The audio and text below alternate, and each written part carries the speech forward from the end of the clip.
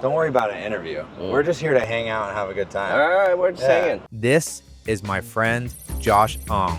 Some people collect NFTs, some people flip NFTs, some people join Discord and accidentally become moderators for 12 different projects. But Josh builds with NFTs. Josh builds with people. Josh builds with culture. He started as a tech journalist back when writing about crypto meant explaining every single time that it wasn't a new kind of sandwich.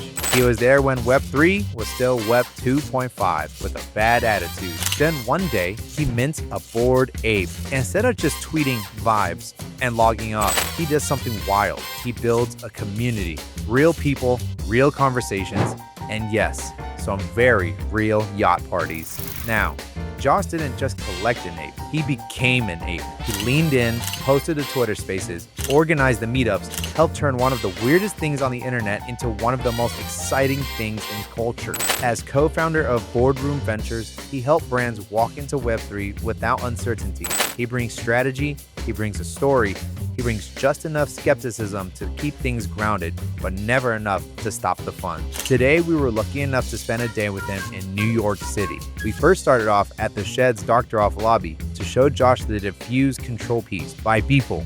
What Beeple did that I thought was cool is he set it up so that there's 3 participants in this artwork. There's the artist who selects several pieces from their work. Then there's the curator, which is Beeple and his AI, that constantly blends the work into all new kind of creations. And then the third person is the Josh Ong, the viewer.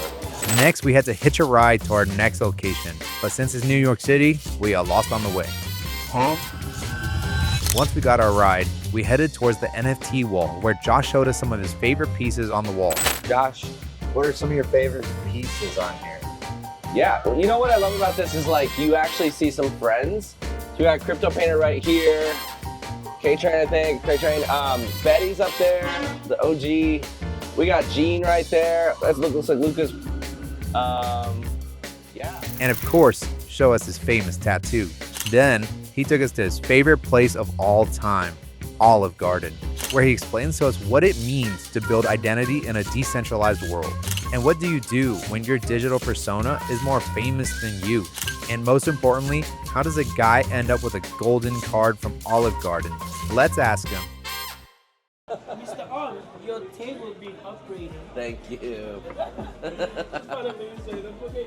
Don't forget your art friend. Tell me about Boardroom Ventures. Yeah, so I started Boardroom Ventures in late 2021. And it was, honestly, it's like kind of a silly dad joke, but like the reason why B-O-R-E-D, Boardroom. The goal was me and 2 other partners, we were trying to combine like our professional experience in Web 2 with the kind of like bored, degenerate, Web3 lifestyle. It was just like more familiar to me to be thinking about working with Web2 brands and helping them, develop proposals, get through the approval, and work on the strategy, and like, yes, help them understand kind of the authenticity of Web3 communities that we wanted to work with, and help them to like kind of understand the unique culture that is Web3, but to do it in a way that was professional so that we could help them really enter the space. I think that BAYC's success was not solely because of, say, Yuga and the founders, vision and execution.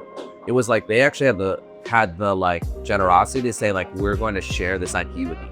Yeah. And because they shared that IP with both holders, like it went farther than if they had held on to it. And so to me, that's like an example of when we think about building new brands, with a mix of Web3, like when we can incentivize the community and activate, different Web3 components and different sliders toward decentralization, like you can actually find that you can go further than if you held all that to yourself. To me, that's like how we live our lives, which is like, you get back more than you give. Well, Josh, we appreciate you spending the day with us. Go follow Josh on all of his socials, and we'll see you in the next episode of Unboxing Web3.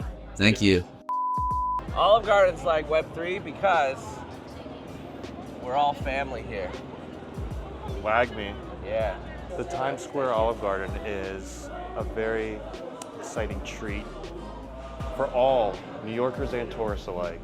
You've got the grand stairwell that goes up. Oh, I guess we go. I mean, I like to do escalators when I go to Olive Garden, There's not many Olive Gardens with escalators. and so you gotta take advantage of it. Tell me how did you even get like a lifetime pasta pass? So yeah, I think it was back in 2018.